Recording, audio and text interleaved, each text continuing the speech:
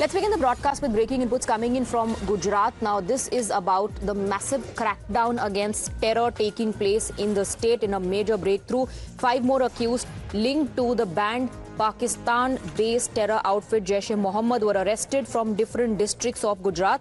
In the latest, the Gujarat ATS held a briefing and shared some sensational details as far as the arrests are concerned. Number one, we're given to understand that flags of the JeM were recovered from the terrorists. Letters written to Azhar were recovered as well from their possession. Many Pakistan connections were found on their phones, and these suspects bought house in the outskirts. This was what was recovered from their possession, and a lot more has been revealed about their modus operandi as well. They learned to make explosives from the JeM guidebooks, and explosive chemicals were bought as well by these suspects.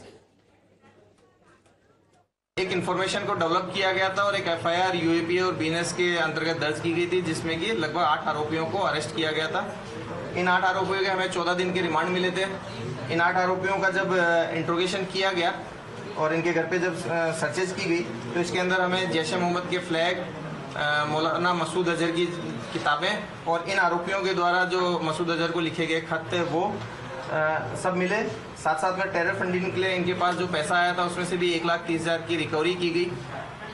इन लोगों में detailed interrogation में इनके phone के ऊपर से बहुत सारे Pakistani connections मिले। इन लोगों की जो टास्किंग की जा रही थी, गाड़ी परचेज करना, एक घर के आउटस्कर्ट्स में लेना, इन सब के बारे में भी जो तथ्य हैं वो ड्यूरिंग इन्वेस्टिगेशन जानने को मिले। Let's go across to my colleague Dhruv, who's getting us more details. बड़ी कामयाबी है सुरक्षा एजेंसियों के लिए इस टेरर नेटवर्क को इस तरह से एक्सपोज करना, लेकिन बड़ा सवाल इन लोगों के इरादे क्या थे, मंशा क्या थी? जी बिल्कुल, अभी जो अंदर सोर्सेज से बात करते पता चला है कि ये लोग काफी रेयर माइंडसेट वाले थे, मतलब कि काफी रेडिकुलस थे। पिछले 3 सालों से ये एक्टिविटी से ये लोग जुड़े हुए थे और ये लोग एक्सप्लोजन जो बना रहे थे, उन लोगों ने टोटल 8 बार ये ट्राई किया है और इसमें से 2 बार ये लोग सक्सेस भी हुए थे। बाकी के 6 बार इनका जो एक्सपेरिमेंट था वो फेल हुआ था, लेकिन इसके बाद भी ये लोग कहीं पे ब्लास्ट करने की तैयारी में ही थे। लेकिन वो अभी जब तक ये हो उससे पहले एटीएस ने उन सारों को पकड़ लिया है। जो पहले 8 पकड़े गए थे वो 8 में से 3 लोग ये 5 के साथ कनेक्टेड थे और टोटल ये नए 5 और पिछले में से 3 लोग मिलकर 8 लोगों ने एक्सप्लोजन ट्राई कर रहे थे। और जो यहाँ पर खाड़ियासन करके एक इलाका है, उसके पास जो गांव है, गांव के नजदीक में ही नदी के पास और जो जंगल इलाका है वहीं पर ये लोग ये सारी चीजें ट्राई कर रहे थे। और अगर इनका ये मंसूबा सही हो जाता, ये लोग कहीं पे ब्लास्ट करने की भी तैयारी में थे। अगर आगे बात करें तो ये लोग पाकिस्तान के थ्रू अभी फिलहाल थोड़े ही दिन पहले इन लोगों को 3 लाख का फंडिंग भी मिला था। जो 3 लाख का फंडिंग मिला है उन लोगों में से अभी 1.3 लाख अभी रिकवर हुआ और बाकी का पैसा इन लोगों ने गाड़ी में लगाया है। जो ये फंडिंग मिला था वो फंडिंग का इरादा था कि ये लोग गाड़ी वाड़ी ले सके और कहीं पे भी अगर कोई आना जाना हो और इन लोगों को इकट्ठा होना हो तो इकट्ठा भी हो सके। All right, Dhruv, do stay on with us. आप हमारे साथ बने रहिए। एक और बड़ी खबर है गुजरात से जिस पर बहुत सारे पॉलिटिकल रिएक्शंस भी आ रहे हैं, and I'll come to you for inputs on that as well. So the other big story that we are tracking from Gujarat is about operationalizing anti-radicalization cells. That's what the Gujarat police is saying. Now, as per the Gujarat police, the SOP of these cells will be to identify, prevent and to counter radicalization. Now, Gujarat police says that the concern here is national security. The opposition believes this is nothing but religious profiling.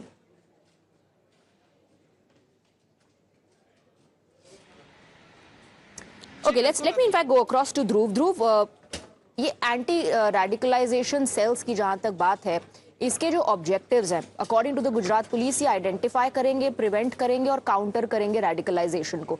लेकिन opposition convinced नहीं है। Opposition को लग रहा है कि ये religious profiling करने का एक तरीका है पुलिस का।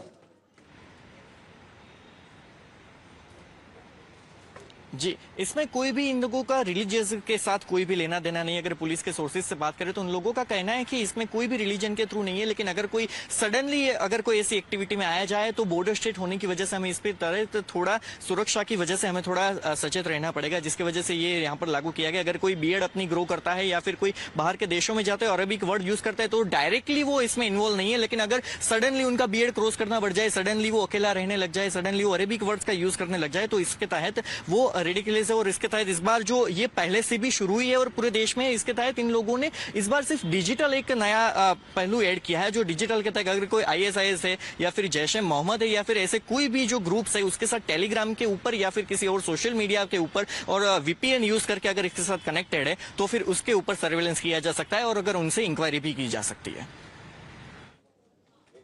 All right, Dhruv, do stay on with us. Let me, in fact, take our viewers through the objectives as far as these anti-radicalization cells are concerned. Number one, their objective is to prevent extremism.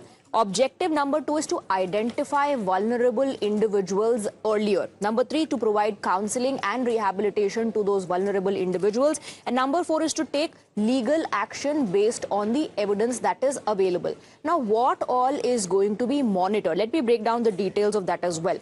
Behavior is going to be one factor or one parameter. What does that say? Let me just brief you a little bit about what we've picked up as far as this measure or step of the Gujarat police is concerned. Sudden growing of beard or niqab, frequent use of Arabic, praising terror groups. If these things are identified in an individual, if this is how suddenly there's a behavior change, then those people automatically come under the scanner. Another parameter that is being monitored or will be monitored is the activities that these individuals are involved in. What does that say? It says, for example, purchasing fertilizers, regular visit to forests, use of encrypted apps, and withdrawing huge sums of money. If these people are found to be indulged in such activities, then again, suspicion will grow. They will come under the scanner again. Then there is another factor, and that is the digital factor.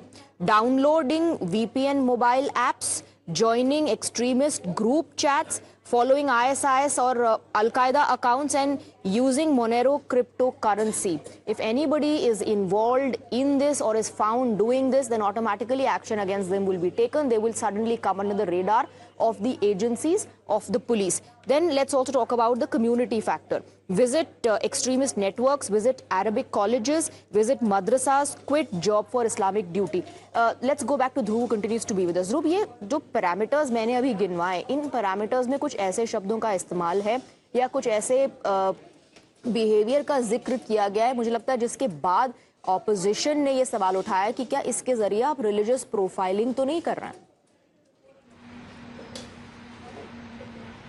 जी, इसमें सिर्फ इतना ही बताया गया है कि अगर कोई Arabic words का कोई यूज करता है या फिर कोई सडनली अपनी बीएड क्रॉस करने लगता है तो इसके तहत इन लोगों के ऊपर इंक्वायरी करने का बोला है। और ये जो इन लोगों का कहना है कि ये कोई एक कम्युनिटी के लिए है, लेकिन ये कोई कम्युनिटी के लिए नहीं है, क्योंकि फिलहाल हम देख सकते हैं कि जितने भी टेरर एक्टिविटीज जो गुजरात में होती है या फिर हमारे देश में होती है वो पाकिस्तान, अफगानिस्तान वाले देशों से ही होती है। तो अगर उन देशों में जो अरेबिक वर्ड्स यूज की जाते हैं वो अरेबिक लैंग्वेज में अगर कोई यहाँ पर बात करने लगता है, कोई अरेबिक ब्लाइंडली फॉलो करता है या फिर यहाँ से भी कोई ऐसी एक्टिविटी में कनेक्टेड है, तो ही इनके ऊपर सिर्फ पहले सर्वेलेंस किया जाएगा। उसके लिए भी 3 स्टेप है और ये कोई एक एजेंसी आप बने रहिए हमारे साथ। Let's also talk about the political reactions that are coming in. This has led to a massive political firestorm in the state of Gujarat and this is how the opposition is reacting. Let's listen in. ये कहना कि अगर कोई नौजवान दाढ़ी रख रहा है या कोई औरत बुर्का पहन रही है या ये कोई रमज़ान में इतिकाफ कर रहा है या मस्जिद में जा रहा है तो उसको हम नोटिस करेंगे। हम समझते हैं कि गलत है। अगर कोई अपने धर्म का पालन करता है, मुसलमानों के लिए दाढ़ी रखना एक अच्छी अलामत है और ये उनके रसूल की हदीस है कि दाढ़ी रखो। तो अगर ये चीज़ें अगर वो करते हैं तो इसके बुनियाद पर उनके खिलाफ कार्रवाई करना बात समझ में नहीं आती। ये अप्रोच जो है बिल्कुल गैर यानी यकतरफा है। हिंदू मुसलमान इसके अलावा कुछ नहीं आता इन्हें, इसके अलावा कुछ नहीं आता। हिंदू मुसलमान करेंगे और हिंदुओं की जेब काट लेंगे। हिंदुओं की तो जेब काट रहे हैं, मुसलमान पे तो पैसे ही नहीं बेचारे पे। जेब तो हिंदुओं की कट रही, बहुसंख्यकों की कट रही, तो फैसला इनको करना है। लेकिन आपको लग रहा है कि एक कम्युनिटी को टारगेट करने की कोशिश कहीं ना कहीं? हाँ बिल्कुल, हिटलर ने भी तो यही किया था, एक कम्युनिटी को टारगेट करके नफरत खेल रहा था। वो हिटलर की आगे की पॉलिसी है अपना रहे हैं और क्या है इसके अलावा। Now the BJP of course is hitting out at the opposition and is also backing this move of the Gujarat police, which is the anti-radicalization cells. Logic being given by the BJP is that this is a border state and these measures are being taken to ensure security and safety. Listen in. कोई भी radicalise ना हो, ये सरकार की भी तो जिम्मेदारी है। कल कोई रेडिकलाइज हो और हमें पता ही ना हो, तो इस देश के बॉर्डर स्टेट है गुजरात, और वहाँ पे पूरा नज़र अपने जनता पे रखना होता है। कोई तनाव पैदा करने के लिए अगर रेडिकल होना चाहे तो उस पर नज़र तो रखना जिम्मेदारी है, इसलिए सरकार उस पर काम कर रही है।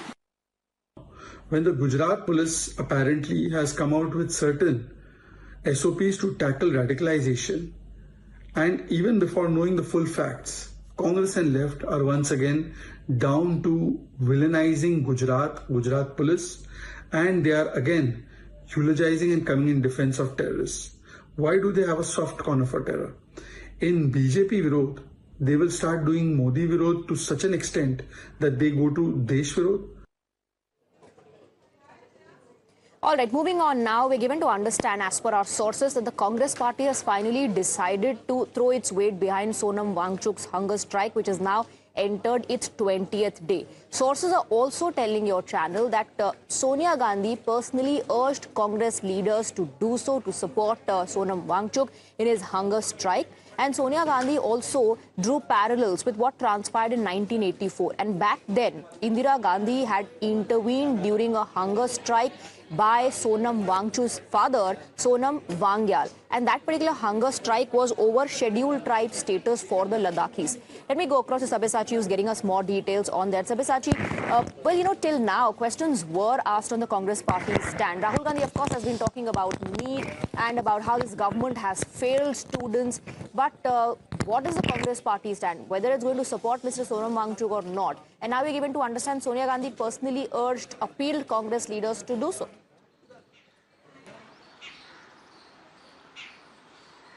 Well, that's right. See, there has been a measured response as far as the Congress party is concerned for the entire CJP protest and regarding Sonam Wangchuk. Now, yesterday we had seen that Mr. K.C. Venugopal had wrote a letter, and he also in that letter shared that the Congress party shared the anguish of Sonam Wangchuk, and they urged him to withdraw the hunger strike. And the Congress party, along with Sonam Wangchuk, has been demanding the resignation of Union Minister Mr. Dharmendra Pradhan.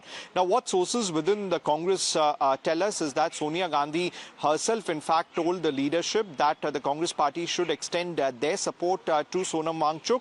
And the reason, because she drew a parallel from 1984, what exactly happened at that time when Indira Gandhi at that particular time had went to Ladakh and personally met. After Sonia Gandhi's intervention and appeal to the Congress leaders, we're given to understand that the Congress has decided to throw its weight behind Sonam Wangchuk's hunger strike. Thank you, Sabyasachi, for getting us the details. Moving on, we have some breaking inputs coming in on the broadcast, and we're given to understand that Delhi High Court has now agreed to hear a PIL on Monday, which alleges that there's police surveillance of the protesters at Jantar Mantar. The petition claims that the protesters were subjected to continuous photography, videography and round-the-clock monitoring. And it also alleges that police threatened to share their photos and videos with their parents, their guardians and educational institutions, calling it a violation of fundamental rights under Articles 14, 19 and 21 of the Constitution. So the High Court, in fact, has agreed to urgently hear this petition. Let's go across to Dipankar, who's getting us more details.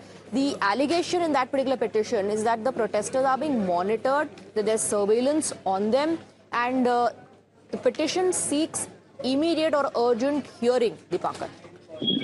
Well, yes, there was a mentioning about this petition before the Delhi High Court Chief Justice's bench, as the matter was slated to be listed on Wednesday. But the counsel appearing for the petitioners had argued that there is certain urgency in this matter, and the court agreed and listed the matter on Monday.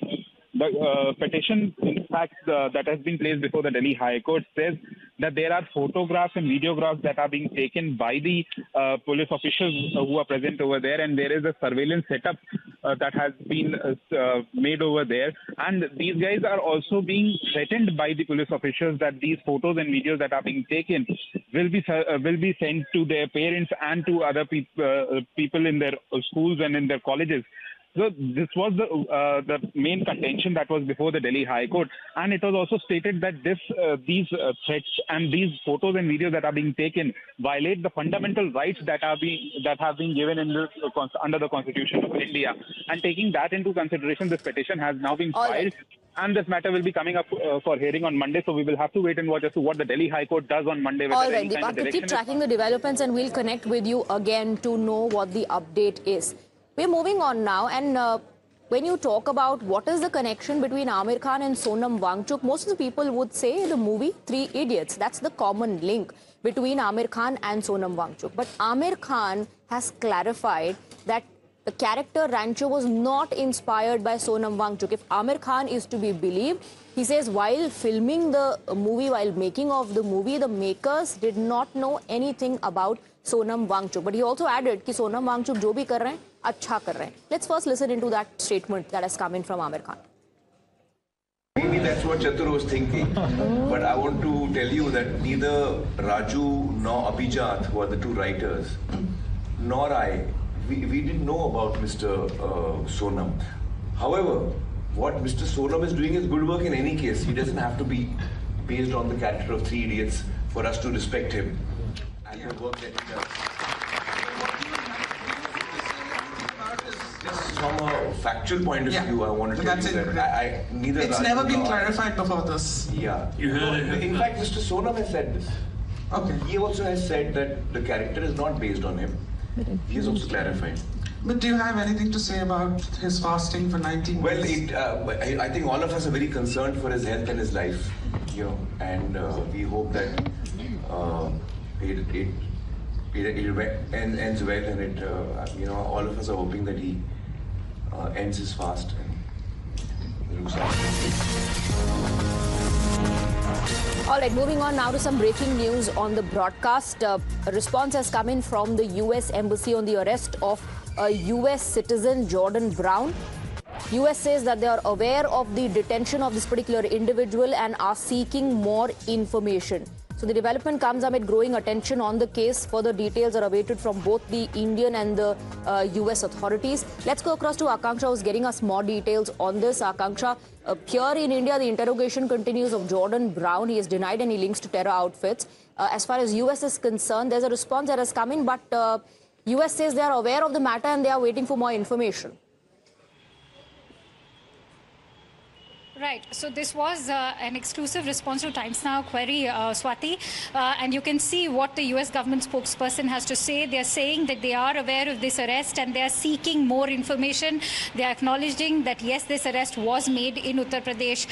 What should be understood from this response is that they have not denied the accusations against Jordan Brown that he illegally did enter India via the sea route through Sri Lanka. He was in Goa and he arrived in India in November last year, which means he was illegally in our country for 8 months. What was he doing for 8 months? In fact, he travels all the way from Goa, and on 11th of July, the SSB arrests him at the Indo-Nepal border. He was trying to escape to Nepal. What's even more shocking is that he's claimed that he is a former US Navy officer, was also part of the US Foreign Services, which makes it even more shocking. So there is indeed a growing concern with regards to our own national security.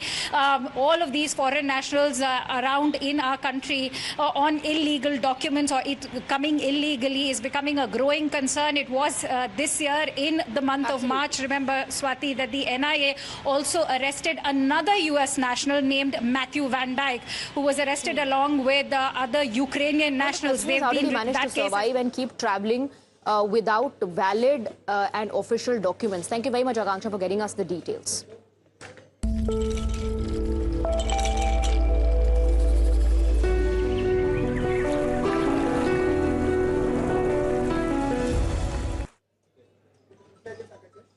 So rising temperatures and changing climate patterns is reminding the entire world of the need to think, or rather rethink, of how we are building our future. India is developing rapidly, and we need some climate resilient solutions as well.